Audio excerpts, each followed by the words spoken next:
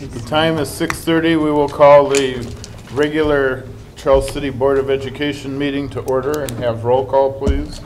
Dyke. Present. Walker. Here. Frisbee. Here. Maycumber. Here. Wintering. Here. All present and accounted for. Agenda item 1 is the approval of the agenda. Are there any changes or additions, Dr. Cox? Yes, on item number 10. Under B, we have one additional resignation, Linda Brandt, head speech coach.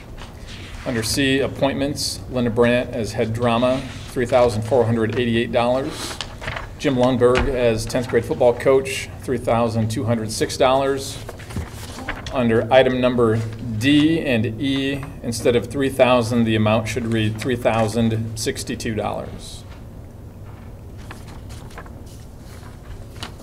Is there a motion to approve as corrected? Motion to approve is corrected. I'll second it.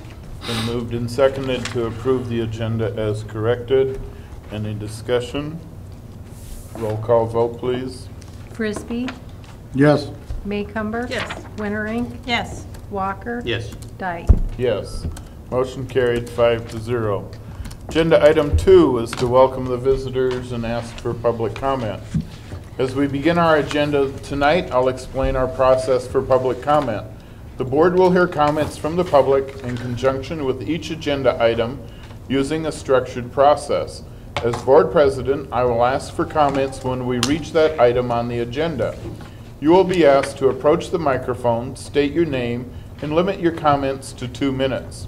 At this time, I invite any member of the audience to step up to the microphone with comments about items of interest or concern that do not appear on tonight's agenda. Please begin by stating your name and contact information. It would be appreciated if you would limit your comments to 2 minutes so that we can keep the meeting moving in a timely fashion and allow others an opportunity to speak, as well as allowing the board to complete the full board agenda in a timely manner. Comments from the public are limited to matters within the board's authority. Please understand that we as a board cannot discuss items not already on the agenda. Iowa's Sunshine Law prohibits us from having a discussion without the proper notice to all of the school district community that the issue would be discussed at tonight's board meeting. Also, please remember you are making comments in a public meeting. Should you make comments that the subject of the comments considers to be inflammatory or libelous, you as an individual may be subject to legal action brought by the subject of your comments. Thank you for your support of our school district. Are there any comments from the public this evening?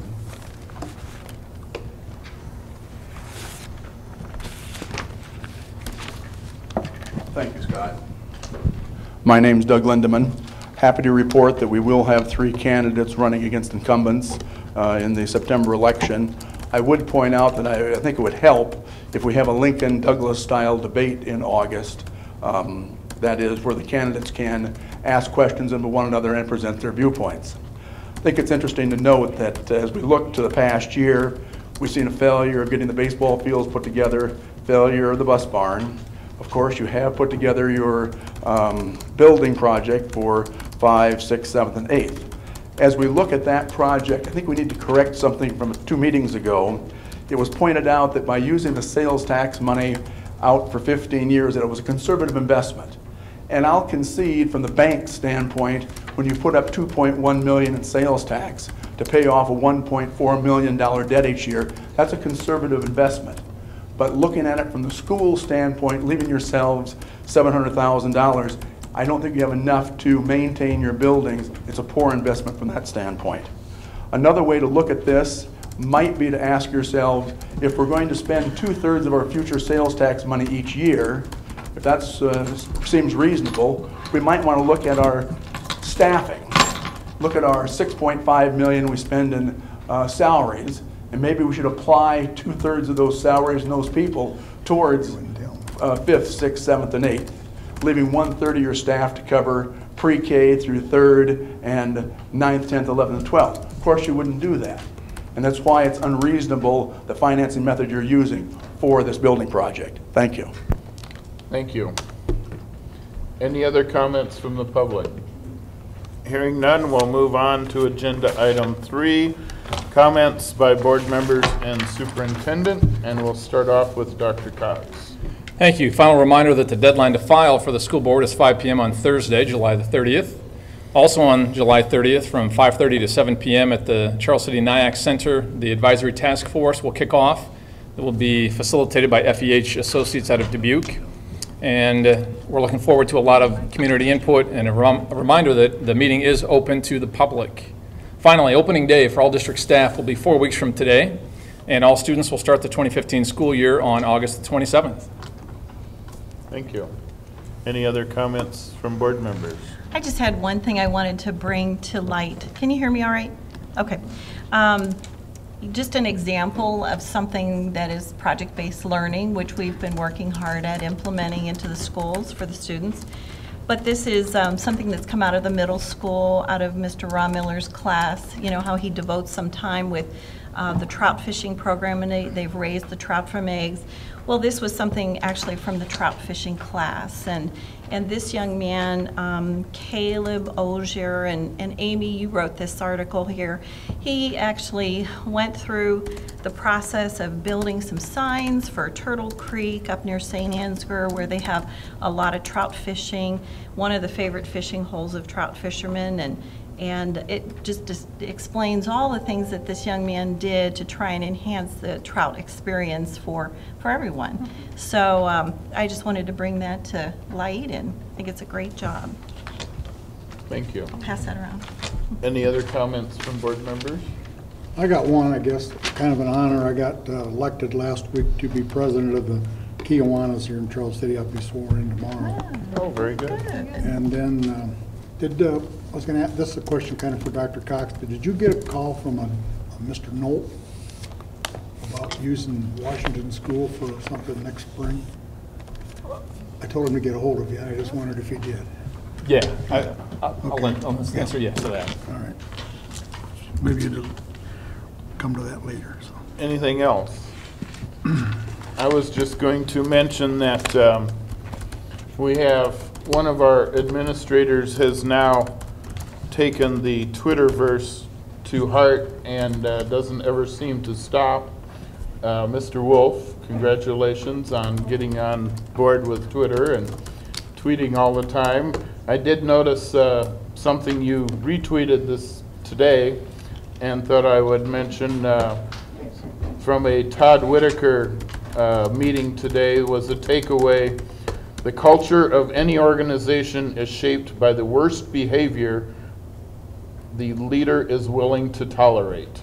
So hope that we aren't willing to tolerate very many things in this organization. So if there's nothing else, we will move on to agenda item 4, middle school construction update.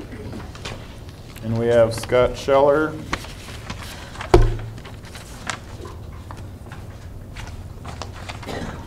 Or is Pete going to do it, or? Good evening. I just have a couple of minutes for you with a quick update on the physical construction progress. As you all know, the last time we met and the time before that basically revolved around getting started and getting underway. And I think the last time we were all together, there was a fairly significant interest in the site opening up and some of the initial activities. Since then, we did suffer some delays very early because right after contract were awarded, it rained significantly for a couple of week period. But we've had a couple of weeks now where the weather has been pretty good and we've really made significant progress. We feel confident that here this week, maybe in the next day or two, the mass earthwork for the classroom building will be to what we call grade, which is a place where we can start foundations. And we'll be moving into the commons and the gymnasium portions, which are, both from a risk standpoint and from a volume of work standpoint, quote unquote easier, because the deepest fill areas were in the classroom section. So risks are being slowly mitigated as we move across. Work is being put into place. we're anticipating meeting with the concrete contractor yet this week to begin foundations and get him planned for mobilization.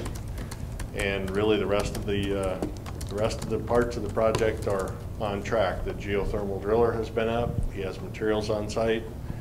The site work contractor took delivery of all his concrete structures for storm drainage and those things today. The water piping is on site, so we're beginning to get some real momentum. And that's really it. If you look out the window, you can tell that the large open area that looked like it was a very large open area is beginning to fill up. And I think everybody will begin to get a better feel for the overall scope of the project here fairly quickly. I didn't get Pete's name on the in with Terry, but I thought you might want to just hear a couple of seconds. We're in the middle of obviously the last phase of the pre-construction here, getting down to the remainder of the bids, and he just has a couple of words to provide you for sort of the activities on that. Thanks, Scott. As Scott mentioned, as the activity comes out of the ground, so to speak, we look to control and minimize risk that we run. So one of the things that goes into that is certainly a line item that you've seen in the past, and that is a construction contingency.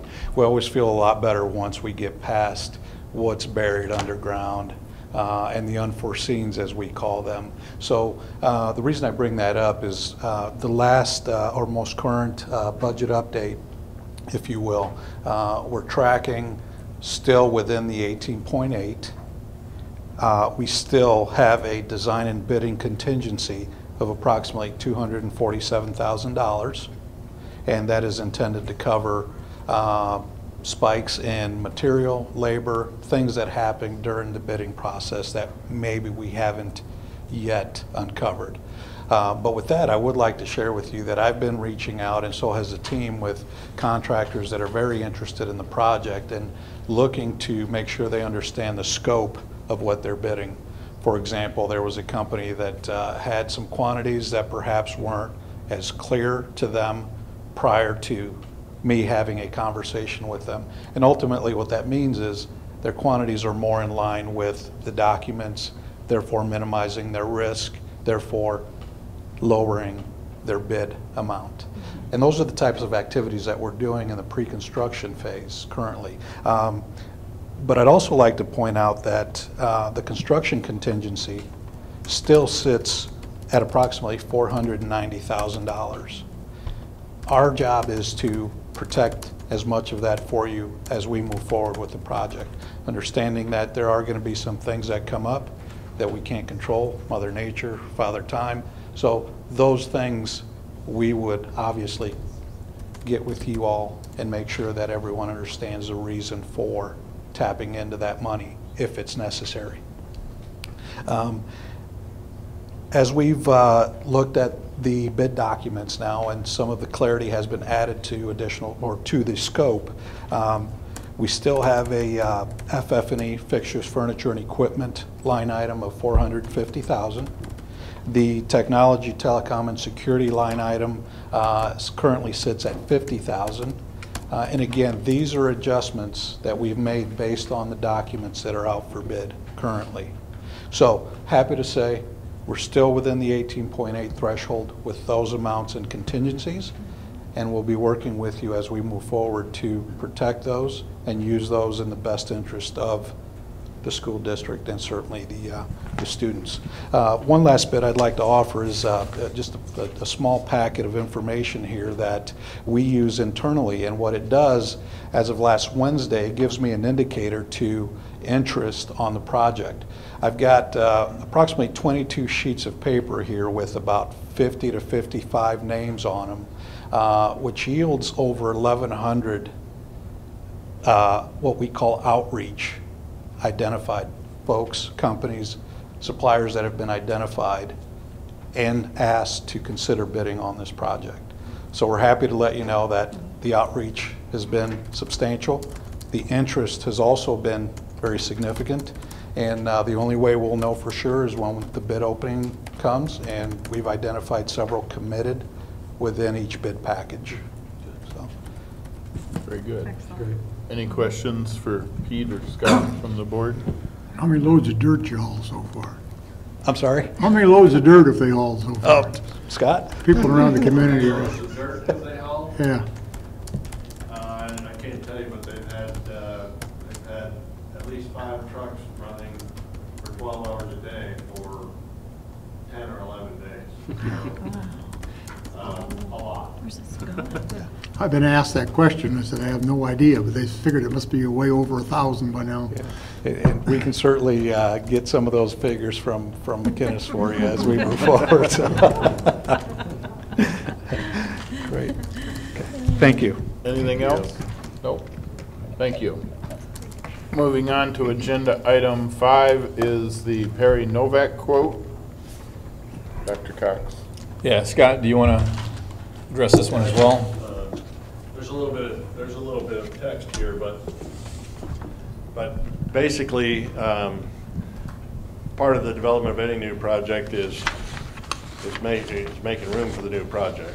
The Perry Novak quote and that electrical work revolves around the electrical service to the existing classroom building.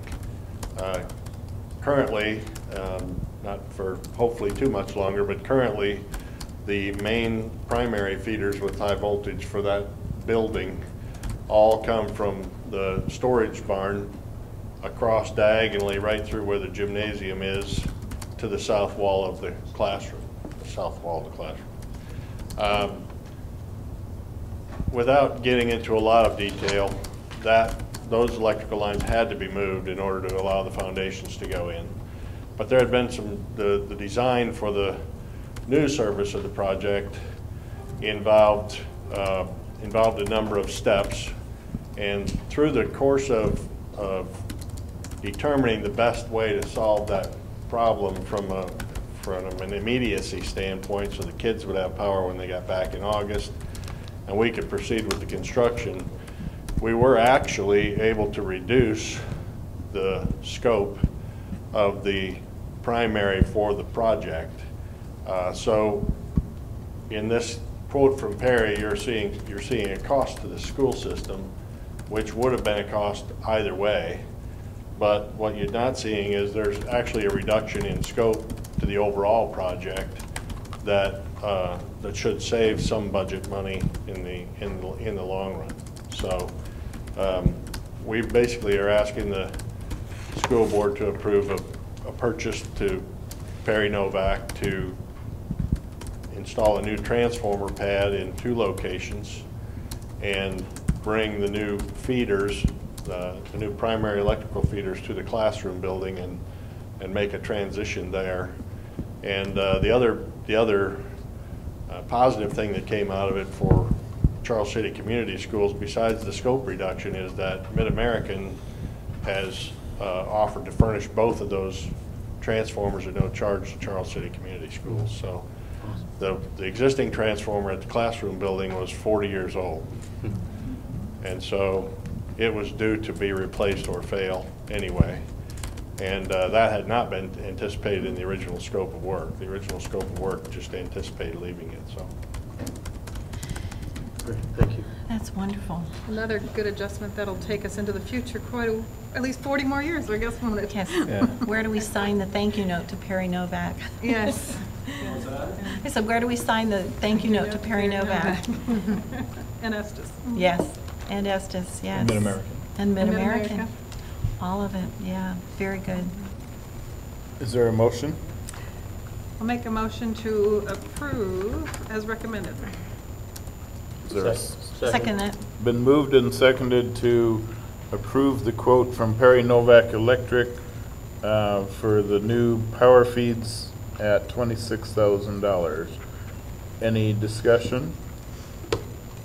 Hearing none, have roll call vote, please. Walker. Yes. Frisbee. Yes. Maycumber. Yes. Wintering. Yes. Dyke. Yes, motion carried 5-0. Agenda item 6 is the Mick Gage plumbing quote.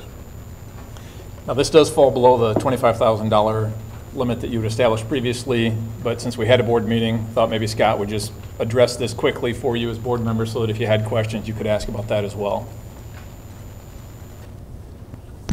This one is a similar situation, but it's similar and less expensive. The gas line that feeds the same building in almost the same location came up from down at a meter by the storage building before as well.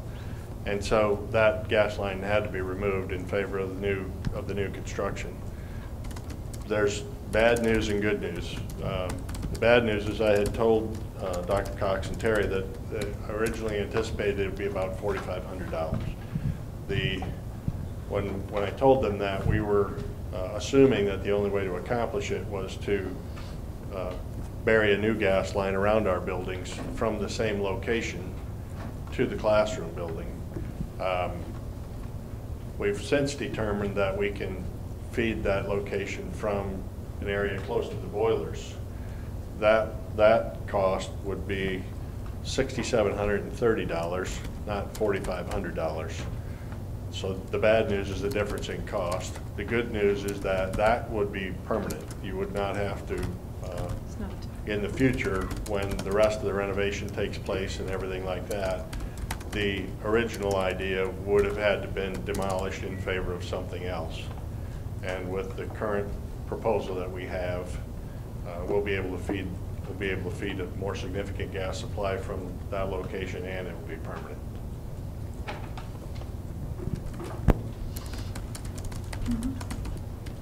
Is there a motion? Yeah, I move to approve the Mick Gage plumbing quote as presented. Now second? Been moved and seconded to approve the Mick Gage plumbing quote for gas service to the building. Any discussion? Hearing none, roll call vote, please. Frisbee, Yes. Maycumber. Yes. Winnering, Yes. Walker. Yes. Dyke. Yes, motion carried 5-0. Agenda item 7 is the agreement to establish a consortium for joint administration of program. Mr. President, I'm going to ask that this be tabled. The draft agreement that we were working on with the Iowa School for the Deaf is not yet ready to come to you for final consideration. Still several items that need to be attended to. So we'll hope to have this by August 10th. Is there a And motion? the Iowa School for the Deaf is the entity that is working on the draft, and that will get it to us for the final approval, but they have to make some changes yet. Is there a motion to table? I'll make a motion to table. I'll second it. Been moved and seconded to table agenda item 7. Any discussion? Hearing none, we'll have roll call vote, please. Maycumber. Yes. Winnering, Yes. Walker. Yes. Frisbee, Yes. Dyke. Yes, motion carried 5-0. Agenda item 8, elementary, middle school, and high school handbooks. You've all received the handbooks and the information in the packet, and the changes were highlighted. Do we have any questions for administration? There was one comment I had in the middle school handbook. Let's see if I can find it. Comment. So many pages here.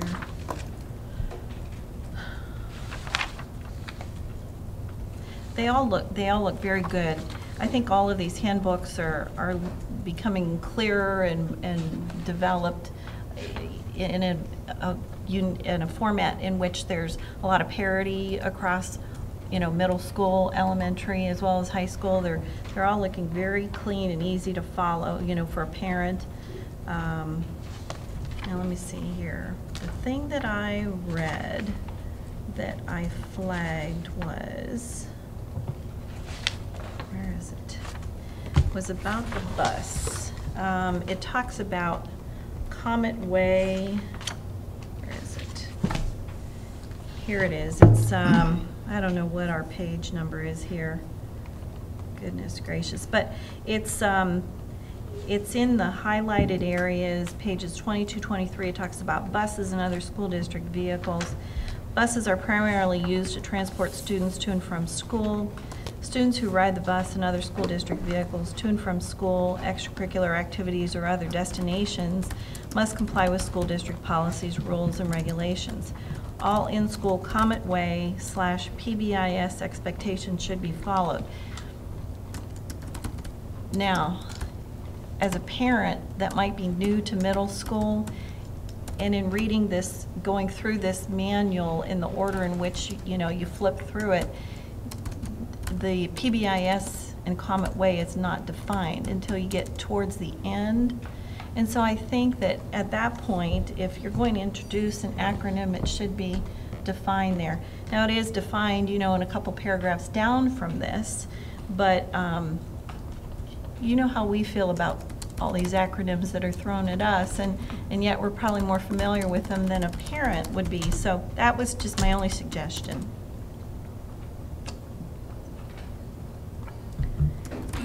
Anything else from the board?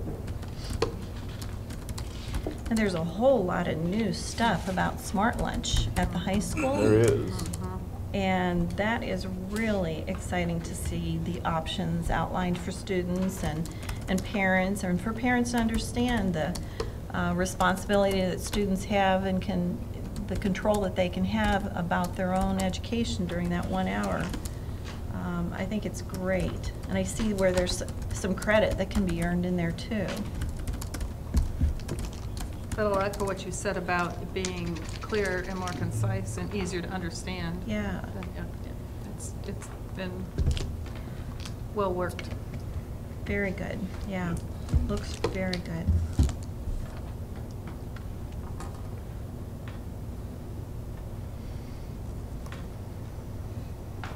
Are you ready for a motion?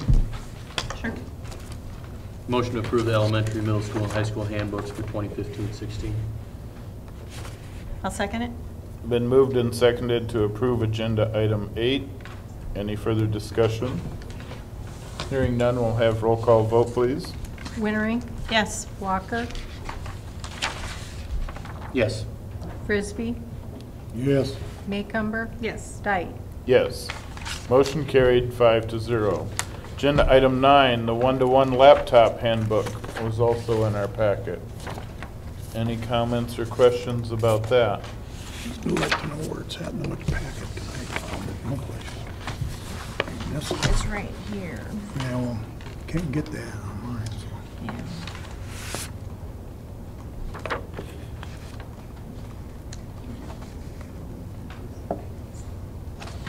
Is there a motion? I move to approve the laptop handbook. It's at home. I'll second it. It's been moved and seconded to approve agenda item 9, the one-to-one laptop handbook. Any discussion? Hearing none, we'll have roll call vote, please. Walker, Yes. Frisbee, Yes. Maycumber. Yes. Wienering, Yes. Dyke. Yes. Motion carried 5-0. Agenda item 10 is the consideration of consent agenda as has been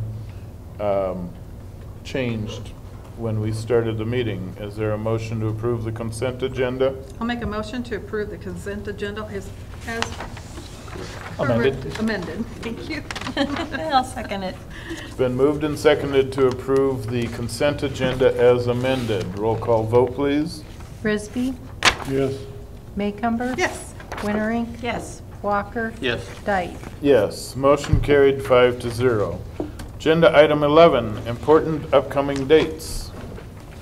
We've got a regular meeting on August 10th and a special meeting on Thursday, August the 13th. That is at noon in the middle school cafeteria.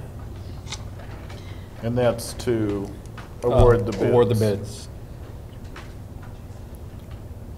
Agenda item 12 is to adjourn, and we will adjourn. Thank you.